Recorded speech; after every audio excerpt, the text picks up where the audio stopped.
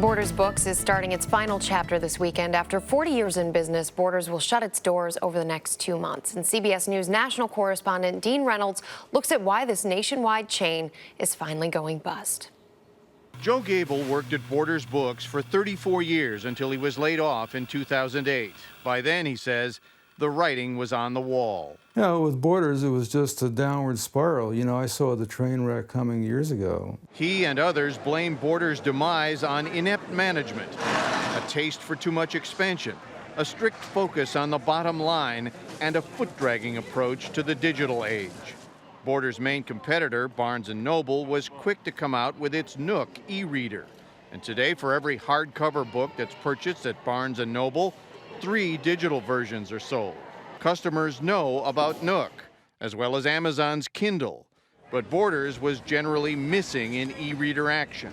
For the record, theirs is called Kobo. Their reaction to the changing economic conditions has been less than perfect. I'm not sure I'd use the word victim, but they were certainly affected by both changing technology and changing tastes. The company was founded here in Ann Arbor, Michigan, where Karsten Honka is a city councilman. It was a part of my life growing up, and I think this community has a really strong emotional attachment to Borders. The liquidation process of selling off their inventory starts today, and by the end of September, all 399 remaining stores will be closed. 10,700 employees will lose their jobs. Company executives declined interview requests but issued a statement. We were all working towards a different outcome, it read, but the headwinds we have been facing for quite some time, including the rapidly changing book industry, e-reader revolution, and turbulent economy, have brought us to where we are now.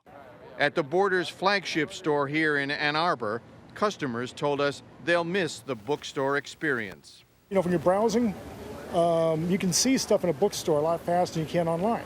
Nicola Rooney agrees. She runs Nicola's Books here in Ann Arbor. An independent bookseller, her one store looks very much the way Borders did before it got so big. Still, she's not happy her competitor is closing. It's bad for the book business. It gives people a sort of image that it's dying, which it's not by any means. But for Borders, there will be no storybook ending. Dean Reynolds, CBS News, Ann Arbor.